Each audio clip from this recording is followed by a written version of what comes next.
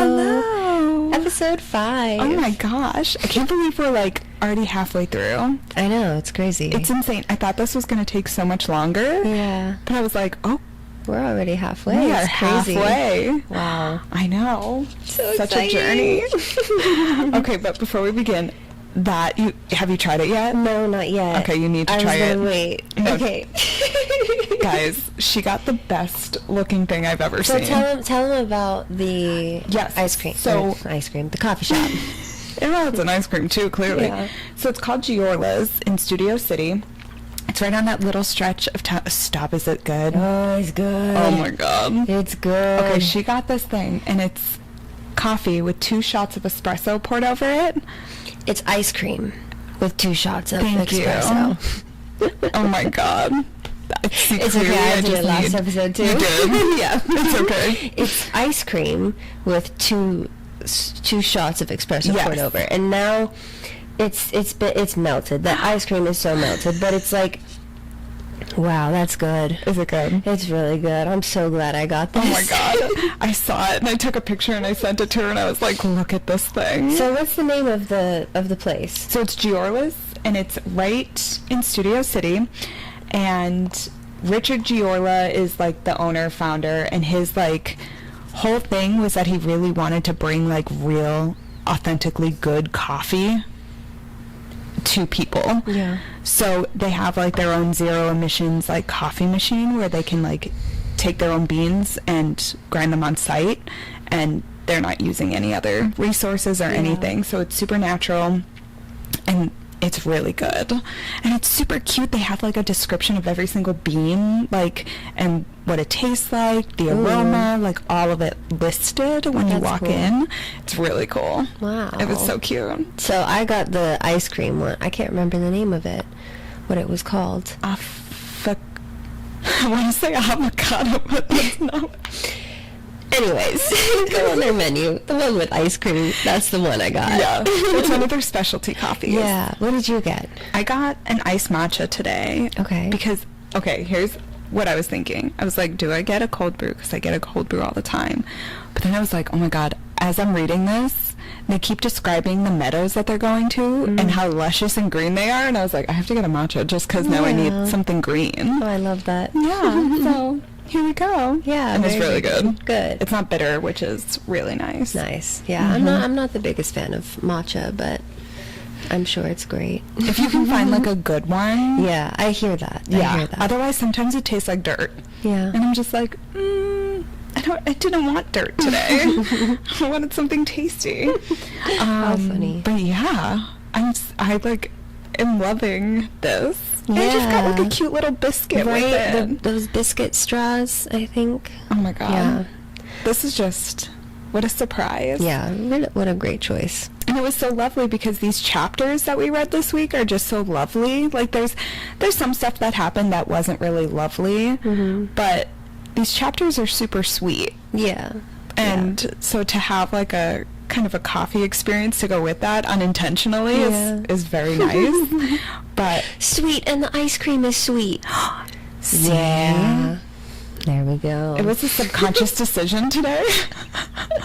It's all aligns perfectly. It really does. Oh, I love it. And I mean, the way these chapters open, we have to talk about it because we still don't get a name, guys. I mean, we know the name. Yeah. I know.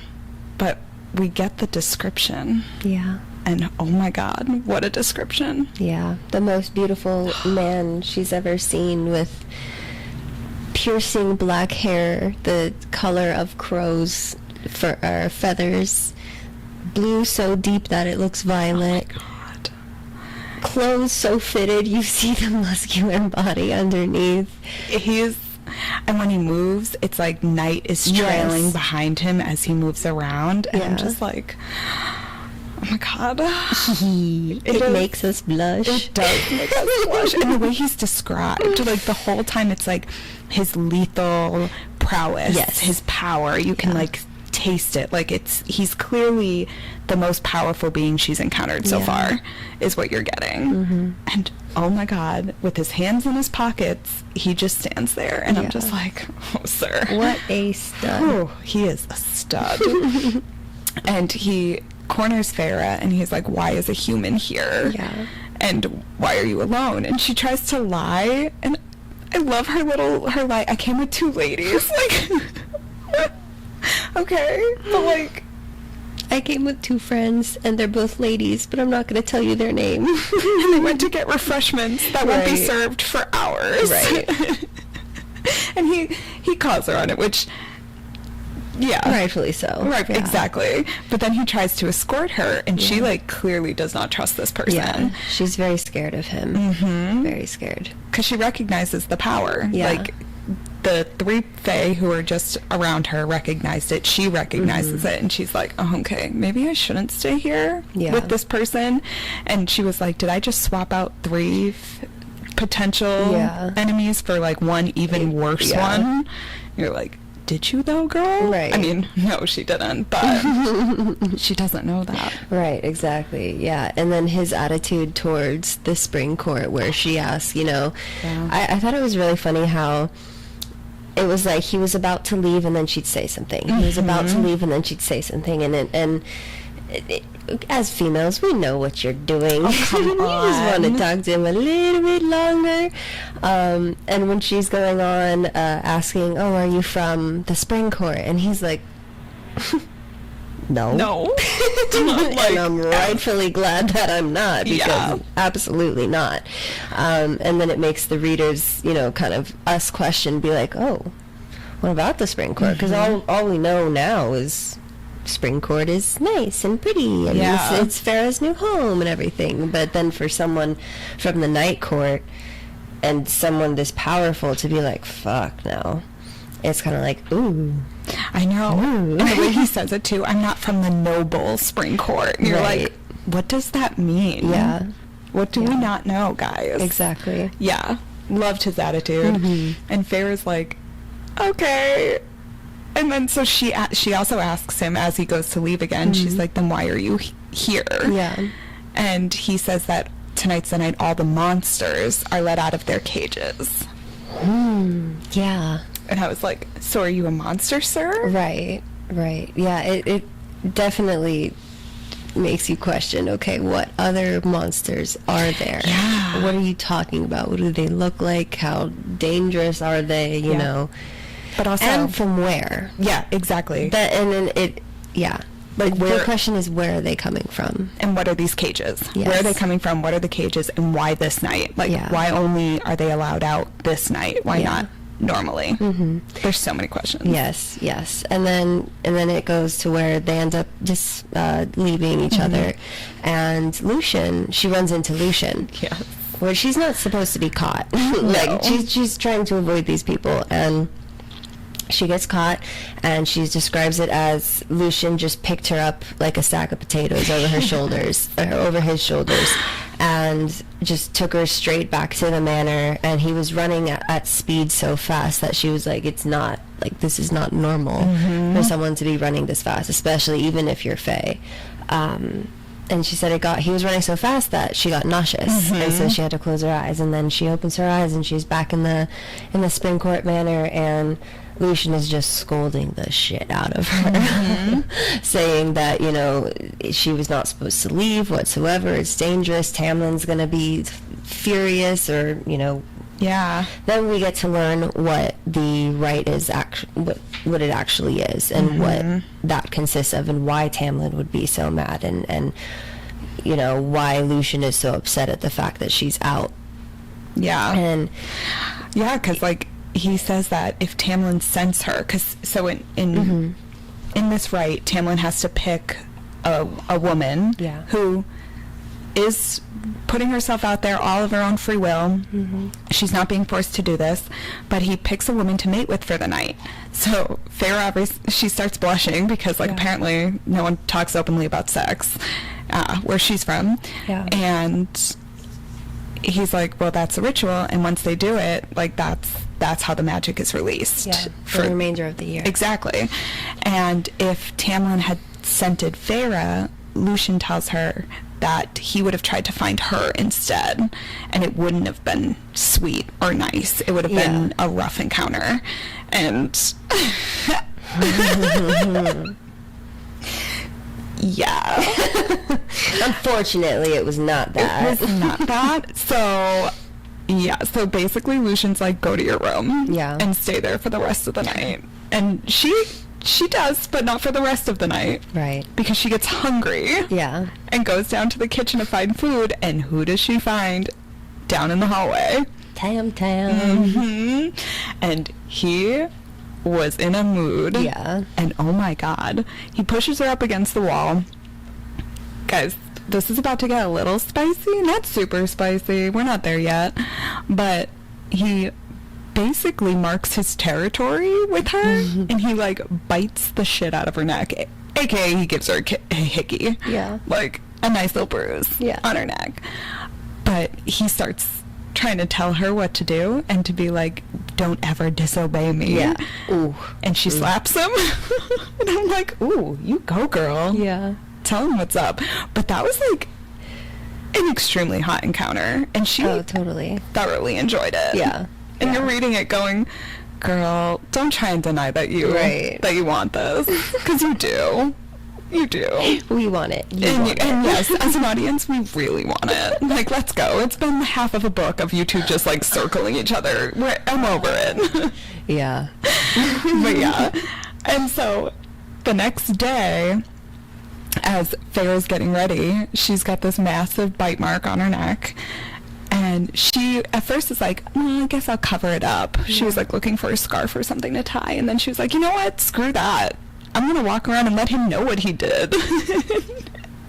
She goes downstairs to have, like, lunch with them. Yeah. And Lucian's like, what happened to your neck? And she just points to Tamla and goes, ask him.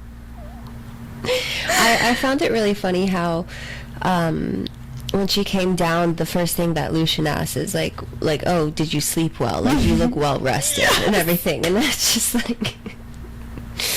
Yeah, she's energized. Yep. She had some dreams, maybe.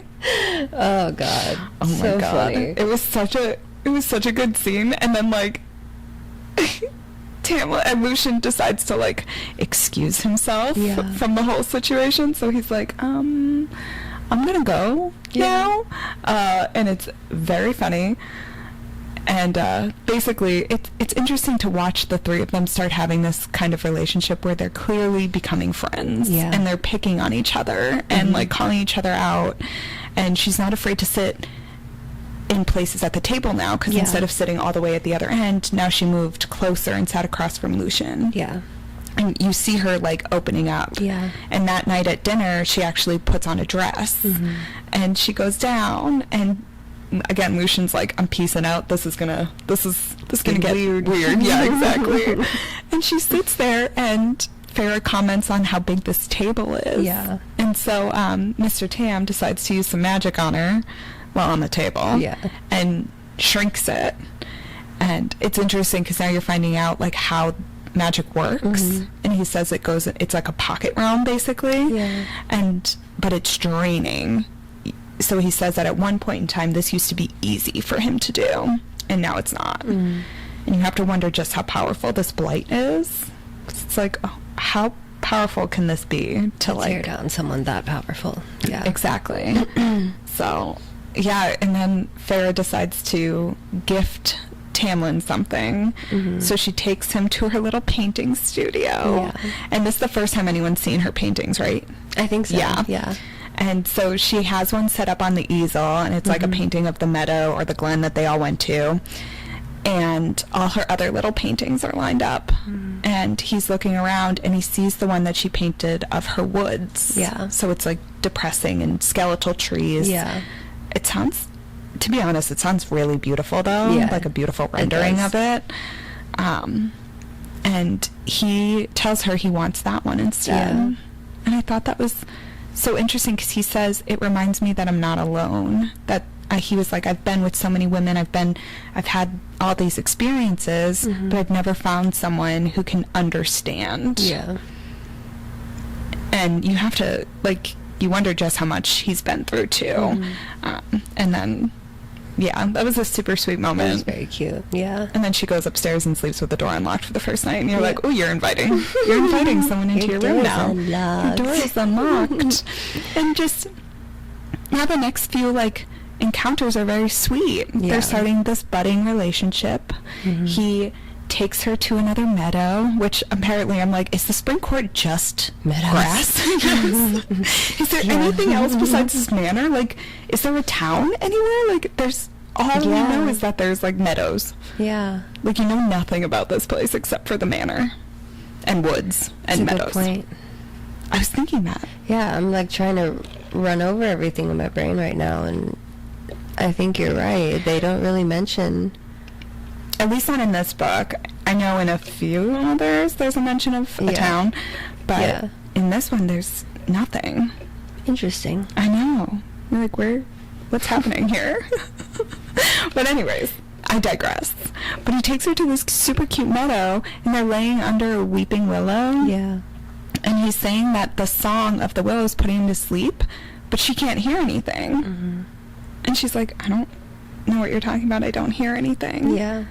And, And he tells her that he'll be able to let her or allow her to, or help her hear whatever he's hearing if he can get a kiss. mhm. And so then he goes ahead and kisses her eyelids. Very cute. I love that. Oh my god, I want an eyelid kiss more than anything right now. My partner does that to me a lot. It's the best. It's probably one of my favorite spots. So that is like my next relationship I ever get in. That's going to be like a requirement. Must Yeah. kiss eyelids. No, but like reading that and like for me it was a personal connection because it was like I know that feeling. Yeah. You know, as the receiver and the giver of it all. Yeah. And yeah, and then he kisses her eyelids, and then all of a sudden she's hearing twinkling in her ears and the music of the willow tree that he was hearing. And so then she looks around and she's able to, you know, like everything else is enhanced, you know, Yeah. like her sight's enhanced, her hearing's enhanced, probably touch as well. Oh, yeah. You know, so he's able to give her that gift, and it's really cute kind of picturing what her reaction to seeing everything for the first time was like. Yeah. Yeah. And even like he removes his glamour for her, so she's able to actually see him as his true self. Yeah. And how he was exactly how she imagined he would be. And it's just like, oh my god, my stinking heart. I Yeah, was like, that right. is the cutest thing. And then he puts his glamour back on himself Yeah. because he was like, it's gonna hurt you to see too much of that. And you're just like, Yeah. how handsome are you, sir? And then they end up taking a nap under this tree. And when she wakes up, she starts looking around and she sees like this tree-like creature. Yeah. So it's a creature but with like tree bark as skin. Yeah. And she keeps asking, where's Alice? And this creature's like, are you daft? Like, what are you talking about? Yeah. And she's like, is she taking a day off? Like, what's happening? And you find out that because Tamlin enhanced all her senses, that he removed her glamour, Yeah. she's now seeing all of these fae in their real forms.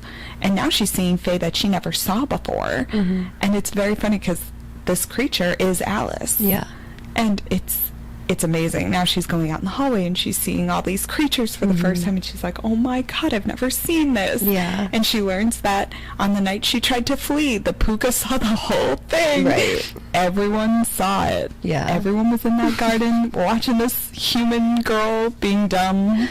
Like, it's hysterical. Oh god. I couldn't imagine the embarrassment I would feel. Oh my god. It's like, you know that when you do something and you really don't think anyone saw, like if you trip or something, and all of a sudden someone comes up to you after and Yeah. they're like, are you okay? That You're looked like like, it really hurt. And you were like, I thought no one saw it. I thought no one saw it. So apparently everyone now knows Farah is Yeah. very gullible. Yes. But she decides to take her painting day Yeah. and go outside. Yeah. And what starts as a beautiful day does not end that way. Yeah, it turns pretty brutal. She ends up finding a staked head in the garden, and I believe it was on the head is where the engravings of the mountain and the stars, meaning that this fairy was from the Night Court. And was he High Fae? She said he was High Fae, Okay. yeah. Yeah, so High Fae's head staked on a stake. Yep. In a fountain. In a fountain, in the Spring Court, someone from the Night Court. Yeah, and Lucian, I believe, was the one who kind of said where this is how the Night Court plays. Like, this is their message to us, you know, saying that we were able to get into your territory. Sort of, what are you going to do about it situation. Yeah, he says that the Night Court plays by its own rules. Yeah. And at this point, I remember reading this for the first time and just being like, I don't like this Night Court at all. This sounds terrifying. Yeah. Like, if they're willing to, like, stake their own, a fae from their own territory's head in another court's yard, like, how awful must these creatures be that they're willing to, like, sacrifice one of their own just to prove a point. Right. And I remember reading it for the first time being like, I don't like them. I want nothing to do with them. And, so Tamlin tells her that she's still safe there. Yeah. That just because of this, like, instance, he will not let anything happen to her. She will be safe there. And all that keeps going through her head is what the Surreal said, to stay with the High Lord. Yeah. So she does. And so she goes back inside. She is like, well, I'm not going to paint for the rest of the day, so I'll hang out. And you find out that Tamlin's then called away again to the border. And you have to wonder, like, what else is happening on this border that they keep being called away? Yeah. Like, especially, like, no information being passed down to her. Not that it's, like, required or it should be expected, but enough to where they won't even speak about it. Yeah. Like, no one's telling her anything. No one's telling us as a reader anything. No one knows what's going on. So she's now freaking out. She's like, won't eat, she won't sleep, and you can see this connection, how deep it's going. And she already knows it's getting deeper than she thought falling. It would. Yeah. She's falling hard. She is. That's the only thing I was thinking as reading on through the chapters and whatnot, is just, this girl is falling. Oh my god, yeah. Face first. Literally face first. This poor human child is literally falling. And she gets very just upset about it, and she's nervous, but then she looks outside her window as she's, like, getting up for the day, and she sees all these fires being lit and all this like these garlands going up, and she's like, what is happening out there? And Alice tells her it's for the summer solstice celebration. And then she says that she's invited because she wasn't invited to the last one. This is a big deal. And she's like, oh, okay.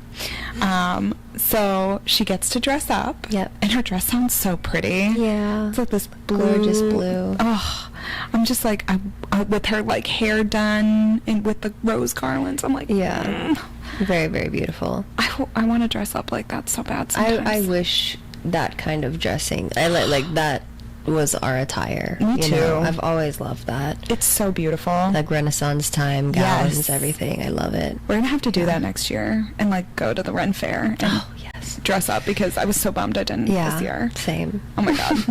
Tangent that I keep going on.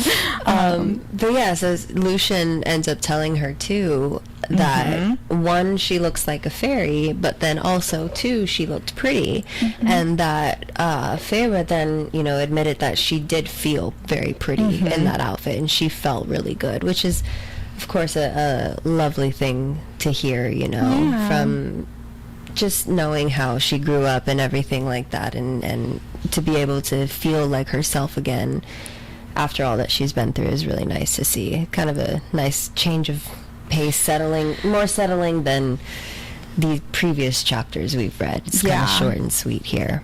It's really feeling like she is figuring out who she is almost, and especially now, like, she couldn't look in a mirror, but now she's able to, like, look and see herself, and she can see the weight that she's put back on, and how good she looks, and how, like, a dress like this wouldn't have worked for her, she said before, but now she feels, like you said, beautiful in this dress. And it's so nice to see, like, And it's also really nice not to have that internal monologue of hers where she's like going over everything, because I needed... It's tiring. Oh my god, it was exhausting.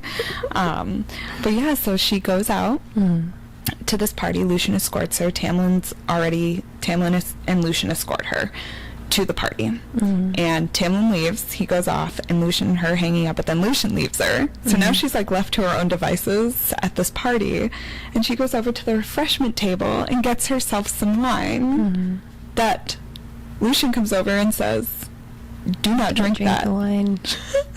And what does this bitch do? She is crunk.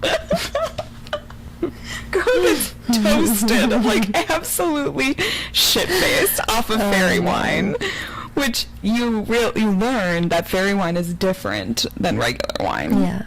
And it has a different effect when humans drink fairy wine. I want to know that effect so bad. Oh my god. So bad. The way she described it, I'm like, that sounds so fun. Like, I'm here for this. I just want to go drink this and feel like my body's being called to music. Like, how fun does that sound? Right. And so that's how she feels. She will not listen to Lucian. She's over it. She's like, dude, I'm going to go have some fun on my own. And she goes off to go dance where all the instrument... orchestra. We'll say that. She goes off to go dance where the orchestra... That's not an orchestra, though. What is it? Band? The group of players? Musicians? Thank you! Rough. She has the wine, and then she takes herself over to where the musicians are all set up, and she's dancing around the musicians, and she notices someone playing the fiddle, and she stops in front of him, and he looks up at her, and it turns out that it is Tamlin. Tam. Good old Tam playing a fiddle. Yeah. Which I just want to see what that looks like. Right. I have a picture of it in my head, but like, also I can't imagine this like super powerful high lord just hanging out playing a fiddle. Like, yeah. Yeah. Like, yeah. And of all things, though, a fiddle. Yeah.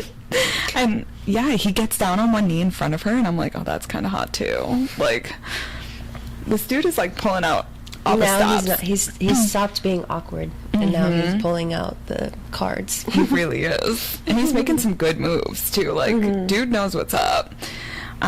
So he says, "Dance, Farah," in his like deep voice. And she does. She goes and she dances, and then he joins and he starts dancing with her, and then he says he wants to show her something. And when she looks up, she realizes that the moon has like officially set. Like, at this point, it is now almost dawn. Yeah. She's been dancing since like dinner time the day before. And he was like, fairy wine makes you lose track of time. Yeah. And you're just like, how is this girl dancing for almost like 12 hours? Side note, me at EDC. Seriously? Dawn to dusk, baby. Oh, I love that. That sounds so fun, though. It's really cool to be able to watch the sunrise come up and the moon go down. So connection there with her and me reading it. It was really cool to know that she got to experience something like that. Oh my god, I'm so jealous. It's just fun. It's fun. I don't know if I don't think there's been a time I've done that. You should. I know. But I'm in bed by 9 every night. I'm like a grandma. We'll go out one day. Okay. I'm just kidding, as I fear for my life. I know, you're like, I'm like, oh, do I really want to do this? But I do. At some point, I've got to experience it, because, like, I love the idea of what she was saying. Like, all the colors that you see. And, like, I've seen sunrises, but, like, it's a whole nother experience watching one set and one rise. Right. Like, that's so cool. Yeah. But he takes her. Our digressions are I so know. fun today. It's great. They're so good. But he takes her over to another meadow, of all things. And she says there's a bunch of tall grass. And she's like, what? Why are we here? Yeah.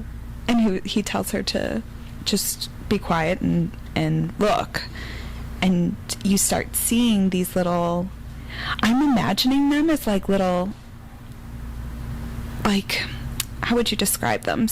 It's in my head, it's like little sparkly wisps that like come in and out, which granted they're called will-o'-the-wisps, so that makes sense. But the way I see them is that they're just flowing through the grass, and they're just in and out. Like in Tinkerbell. Exactly. That's it. I got you. Thank you. I see it too. Clearly my brain is like having a field day today. It has gone on vacation.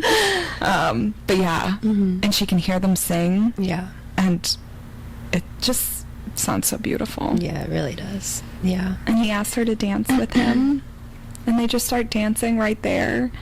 And then he pulls her in close. And he gives her a smooch. Oh my God. And she Very goes, romantic. "Is that it?" Mm-hmm. And he gives her a real smooch. Yeah. And I'm like, okay. Yeah. There we go, buddy. Yeah, right. Yeah. And Yeah. then he takes her to go watch the sunrise. Mm-hmm. And he kisses her again. And this time she says that he kisses her deeply and intently. Yeah. And that it was the happiest moment of her life. Yeah. How sweet. It How was romantic. Such a romantic way to end. Yeah. Really beautiful. It was so beautiful. Oh my God. I did really like, as much as these chapters were definitely less eventful than the other ones, it was nice to kind of just have a few chill. Yeah. Because also knowing what we know that comes next, it's also like, oh, well, good. This is kind of a break before shit hits the fan. Yeah, exactly. But, yeah, I do have to say, the whole dancing from dawn to dusk thing,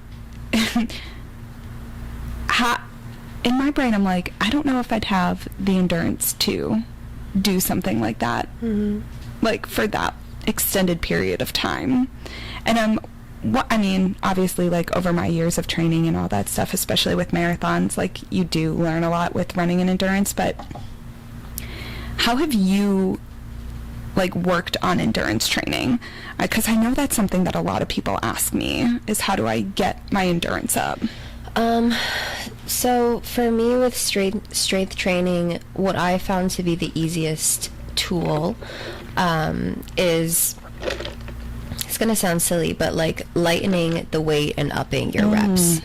Don't focus too much on lifting the heaviest weight.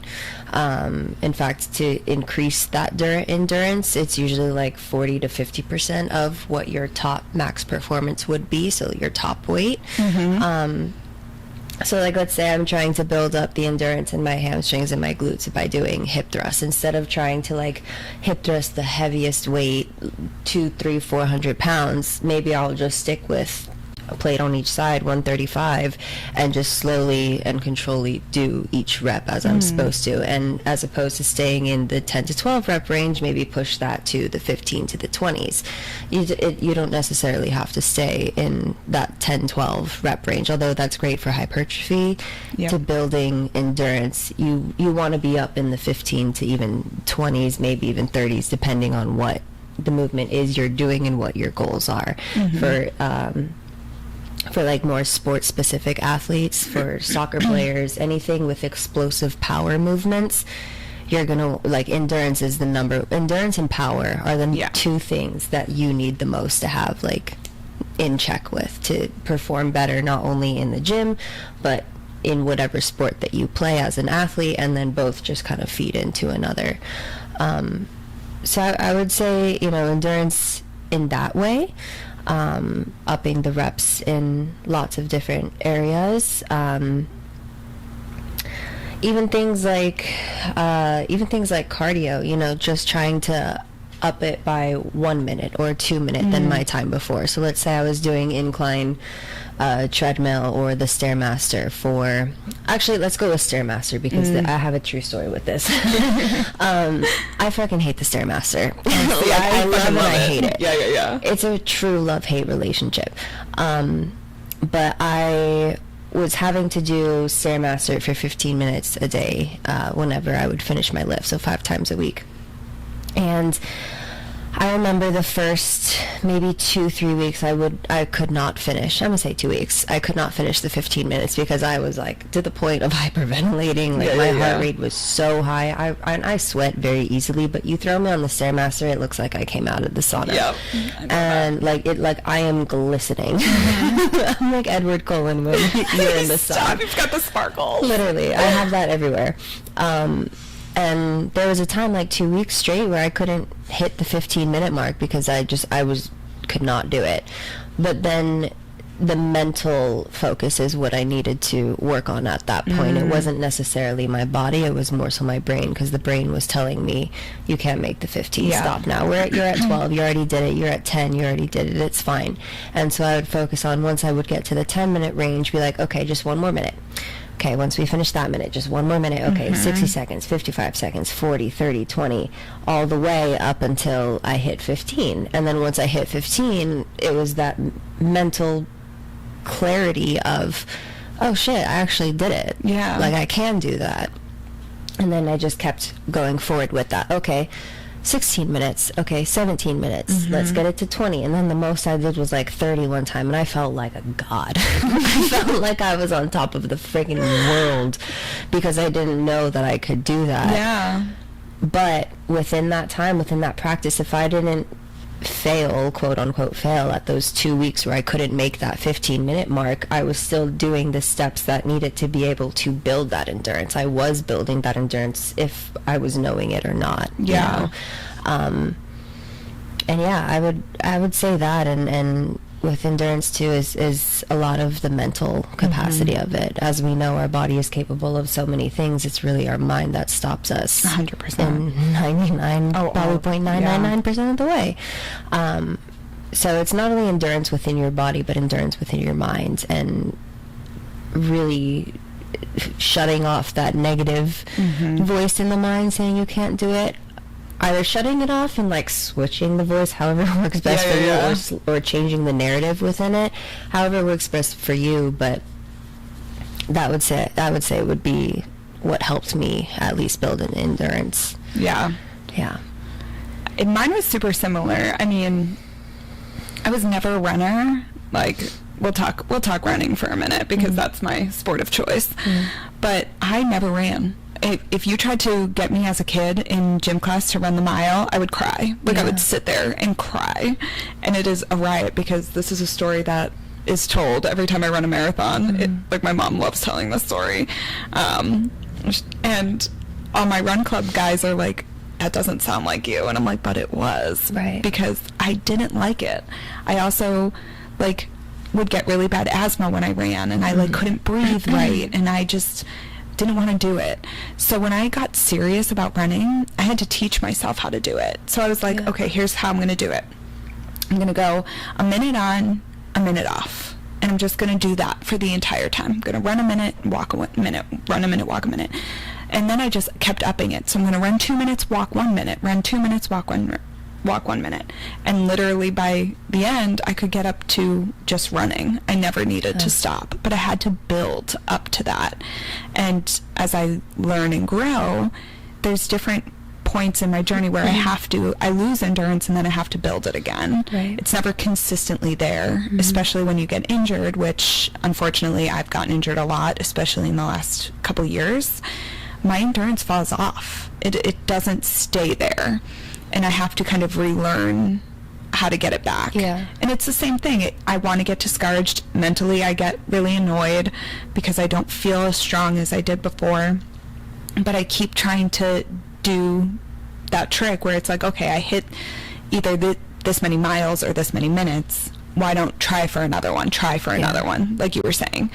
And when I start to get into like my marathon training, when I start really needing to push, because you do a 20-mile long run, and you'll probably do it once or twice, maybe even 3 times before a marathon, which sounds terrible to anybody who isn't a runner. They're like, why would I want to run 20 miles ever? Hence my face right Yes, now. I know. Your face is not uncommon to every single person I know. God damn. It is. I applaud you, because I could not do that. It's a lot, and you have to like. You have to listen to your body. One is the big one, but you also have to fuel your body. Yeah. And that's another thing too, is making sure like you're eating the right way. You're drinking water. You have your whatever fuel that you're using. This goes for same with lifts. Like, there's a lot of people who'll eat during like a heavy lift, and they try doing that because that works for them. And this is all you have to trial and error. You play with it. But for me, if I go into a lift hungry, it is one of the worst lifts ever. Like, I cannot lift hungry. I can't. It's funny. I feel like not necessarily better, But I've had some of the best lifts on an empty stomach. Really? Yeah. I wish I could say that. And it's like it's a noticeable thing for me. Yeah. And so I have snacks with me everywhere I go. I carry like my protein drink, but then I also have like rice cakes, and I have like bars. I have like all this, and I eat the biggest breakfast known to man. But yeah, so over the years I just keep teaching myself how to really train for endurance-based sports, but that's just running specific. Yeah. But that goes for anything too. It's like, especially with the mental part, if you can talk to yourself in that positive way and reinforce what you're doing and say, all right, I'm going to do one more. I'm just going to try one more. Same with in a lift. I'm just going to try one more. Yeah. It really changes the way you do everything. Yeah. One thing I did want to touch on when you were saying that you were doing the like running on the treadmill, 1 minute on, 1 minute off. I'm sure controlling your breathing had a huge thing to do with that, you know, because when our heart is elevated to not necessarily maybe the max heart rate, but up higher than your resting heart rate, and it's going and everything, and you feel like you're out of breath, and then that's where you feel like you need to like, okay, pause, let's not walk, let me catch my breath. But when you're on that off minute, you're not necessarily not moving, you're still still moving. Yes, you're correct. just not at that intensity to bring your heart rate up that high. So what works for me in those times is big breath in through the nose, hold it, exhale out. So like 6 seconds in, hold 6 seconds, 6 seconds out to get my heart rate lowered to maybe not necessarily you're resting, because you're not resting, but at that normal heart rate, which your heart is normally at. Yeah. How did that work for you, or did you have another technique that you did when you were doing that, you know, testing your endurance? How did you control your breathing to help you along with that? Yeah, with breathing when you run is hard. Yeah. It's such a weird thing, because you're like, breathing's natural, it shouldn't be hard. But when you run, it is so difficult, and usually a lot of people will get cramps because of the way that they're breathing in creates side stitches, because they're not like getting a proper breath in.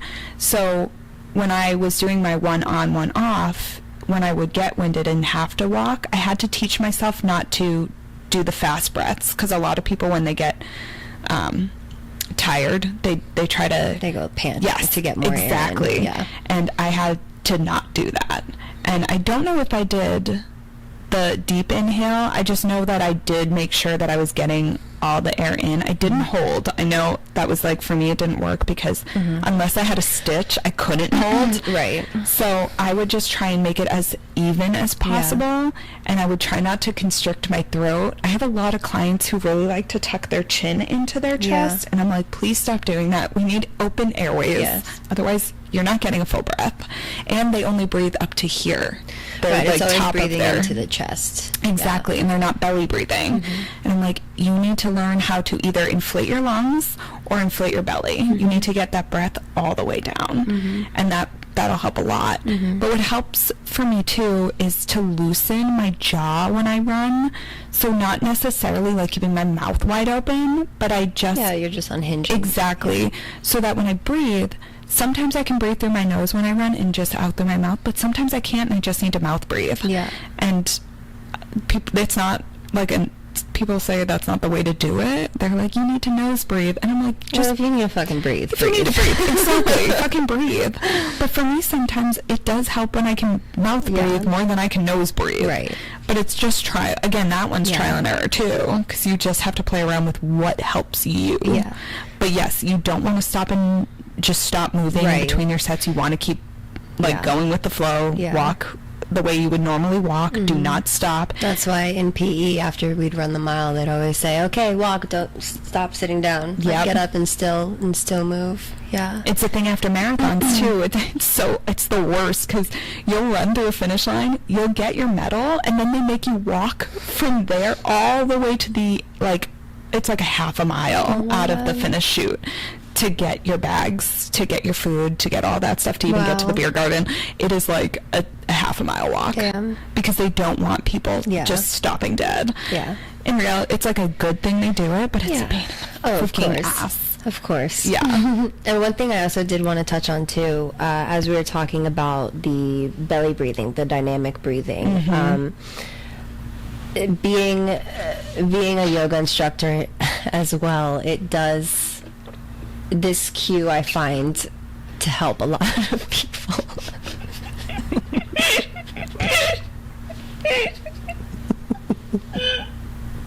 I tried to hold it together. I'm sorry.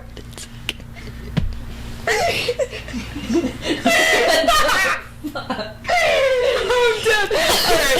Okay, Reed. So, being a yoga instructor, this cue. Sorry. This is unhinged. Oh my god. Okay. So, being a yoga instructor, this cue I've learned helps me and helps a lot of other people when we talk about breathing, because a lot of the time we say breathe into the belly, and then they breathe, and then the first thing you see is their chest rise up. You don't see the belly expand. You don't see the rib cage expanding. So what I would like to tell my yogis, even when I'm training my clients too, and I want them to brace if they're going into a squat, it's the same exact thing. Yep. What I like to say is, imagine that there's a hot air balloon sitting at the bottom of your belly, and each breath you're taking in, you're filling up that hot air balloon as wide as you can. So don't think about, okay, I need to open up my rib cage, I need to, not breathe into the chest and blah, blah, blah. Just think, balloon, fill it. Yeah. And I then love that. boom, then you just go ahead and expand your belly, and then let it come down, expand again, and then the more that you practice that, the more endurance your abdominal muscles will have in order for that to just come naturally to you. It's just like everything, that with practice it's going to come easy, and essentially that's what endurance is. Is building up that tolerance to do so. Exactly. Yeah. Yeah, it's just like anything else. Yeah. You have to practice it. Same with breathing, apparently. I know. It's so weird. Yeah. Breath Oh my helps God. a lot. Breath does helps help a lot. It's helped with your running. It helps with, with strength training too. Like if you're going into a squat, like how I'll have myself do and my clients do is, you want to inhale, brace the core. Yes, you are holding your breath as you're descending, but as soon as you're coming back up to that standing position, exhale your way back up. Use that breath to help you come up. And there's so many times where it took me a long time to get used to my breath and having it help me with strength training and lifting X amount of weight. It helps, oh my God, so much. It almost feels like, you're breathing out the oxygen from your body, and it just feels like what air you're releasing out of your body, like somehow for me it feels like it's returning back into the body to push the weight back up. I know what you're talking about. And it's pretty cool, but it's definitely something that you continue to practice and pick up on, and the more it'll help you long term. You know? And just a random side note, as someone who has anxiety, breathing has helped me so much with my anxiety issues, especially when I sit in meditation. It is just something that if I can find a deep breath, and it takes me a few tries to get it, but if I can keep practicing sitting in that and like breathing, it helps my anxiety so much. So just hot tip, breathing is not just for exercise, it's also for your mental health. So I'm going to bring up this because it's one of my favorite things to do. A buddy and I, we used to work out all the time together, and what we would do before our lift, was we would do a Wim Hof breathing technique. Now Wim Hof is this man who essentially started the whole ice plunge or cold plunge thing, but he has this breathing technique which you can just find on YouTube, like Wim Hof breathing technique, and it's essentially it's leaving my mind right now, but it's like 30 breaths or a minute in through the nose, out through the mouth. It's not a hold at the top like how you were saying. You just want it to flow naturally. Just kind of create a circle with your breath, in and out, following along. It's not like it's like a like that sort of breath, getting your heart rate up through your breath like that. And then you have a pause at the top. You hold for a minute is the first round. You exhale all the air back out and then hold for another 15 seconds. And then you repeat that. But each round that you continue to go, you hold your breath a little bit longer, a little bit longer. And oh my God, it is the coolest thing ever. Like, we would joke around that like we're switching that out for our pre-workout. Yeah. But I'm so serious when I say this. Like, it's literally a pre-workout in itself, because it feels so euphoric, and it feels like your body is on so much ecstasy. Yeah. You're just tingling everywhere, but you're in such a calm state of mind, or, you know, the more you practice it, you become. And it's interesting. We would always top out at like 2 rounds at most. 1 if we're in a rush, 2 was our sweet spot. We never hit the 3rd round on his video. But as soon as I hit the 3rd round, I got really emotional. And well, yeah, it was, I knew it was a thing, you know, breath and emotion and bringing in the whole spirituality realm of things. Like, I 100% believe it. But I never experienced it like that. Going into that 3rd round and just sitting in the car and like fighting back tears, because I was like, 1, I'm not alone. Awkward. 2, like, I want to finish this and I want to experience it for what I'm feeling right now. And the next like week and a half, I was a wreck. Oh my God. But it was funny because I was like, well, clearly this needed to happen. But no. Bottom line, Wim Hof breathing technique. Yep. Fucking awesome. Try it out. Especially if you're just needing to learn the intentional breaths as we're talking about. Give that a shot if you don't know where to start. Yeah. I tell everyone to do breathwork classes, which isn't necessarily Wim Hof, but I take breathwork classes, and you just lay on the floor and you do belly, chest, exhale, and you do it as fast as you can. You get lobster claws, which literally your whole body locks up. You get like the tingling, all that, and I cry like a effing baby every time I do this, and it's so good. So yeah, I mean, we could go on tangents on breathwork all day, clearly, but we need to talk about what our thorn and rose was for this week. Whew. I know. All right, you go first. Okay. You go first. My thorn had to probably be the head staked in the fountain, because it kind of ruined the whole cutesy vibe of these chapters. Did not enjoy having a head staked there. And yeah, it also brought up a lot of questions. It was not a fun read. It was depressing for me. And then my rose,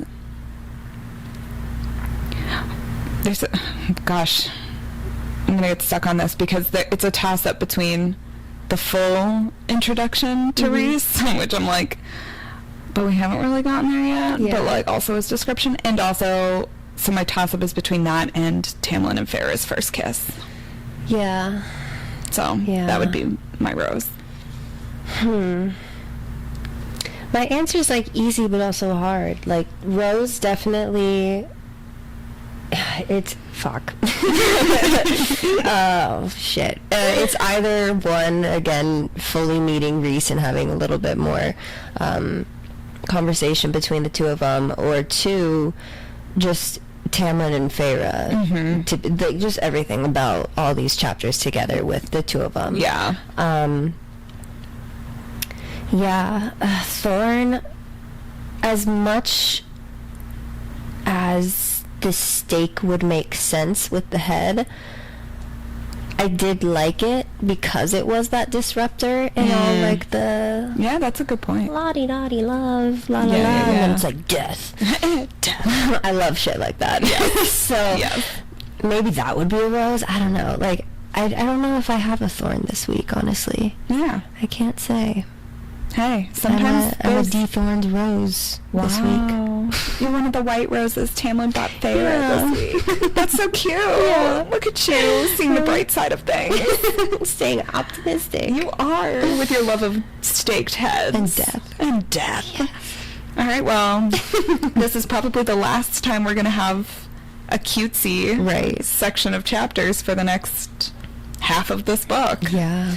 So we enjoyed it. We did. All right, well, I think that's it for today. Yeah. We will see you guys next week for episode 6. Yes. Oh my gosh. I know. So far already. It's crazy. Alrighty. All right. Bye. Bye.